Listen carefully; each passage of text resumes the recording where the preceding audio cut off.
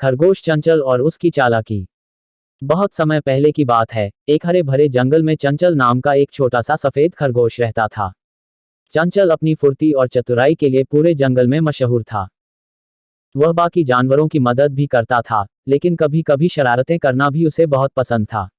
एक दिन जंगल में बड़ी हड़बड़ाहट मच गई। सब जानवर इधर उधर दौड़ने लगे। चंचल ने एक उल्लू से पूछा, क्या हुआ? सब इतने घबराए हुए क्यों हैं?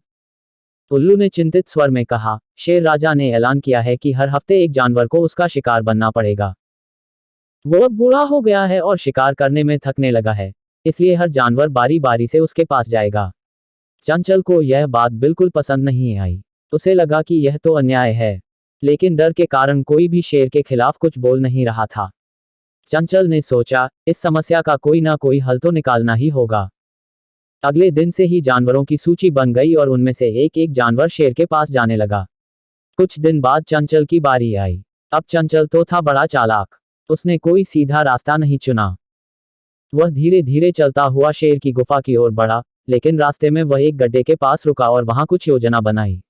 शेर गुफा में बैठा बहुत गुस्से में था। इतनी देर क्यों हो गई? वह गरजा, अब मैं तुम्हें सीधे खा जाऊंगा। चंचल ने डरने की बजाय मुस्कुराते हुए कहा, राजा जी, माफ कीजिए। मैं तो जल्दी ही आ रहा था, लेकिन रास्ते में एक और शेर ने मुझे रोक लिया।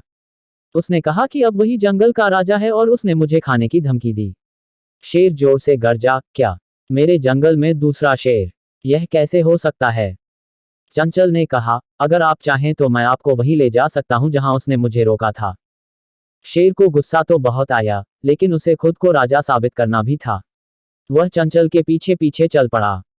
चंचल उसे उसी गड्ढे के पास ले गया और बोला, राजा जी, वो शेर इसी कुएं में रहता है। आप खुद झांक कर देख सकते हैं। शेर ने कुएं में झांका और उसमें उसे अपना ही प्रतिबिंब दिखाई दिया। उसे लगा कि कुएं में सच में कोई दूसरा शेर है जो उसी की तरह गरज रहा है। गुस्से में आकर शेर ने झपट्टा मारा और सीधे कुएं में गिर गया। शेर तैर नहीं सका और डूब गया। सारे जंगल में खुशी की लहर दौड़ गई। जानवर चंचल के चारों ओर नाचने लगे। हाथी ने कहा, चंचल, तुमने तो हमारी जान बचा ली। चंचल ने मुस्कुरा कर कहा, जब हम सब मिलकर बुद्धि से काम लें, तो कोई भी ताकतवर दुश्मन हमसे जीत नहीं सकता। उस दिन के बाद से चंचल को जंगल का सबसे बुद्धिमान और सम्मानित जानवर माना जाने लगा। उसकी चतुराई और साहस की कहानी जंगल के बच्चे बच्चे को सिखाई जाती रही।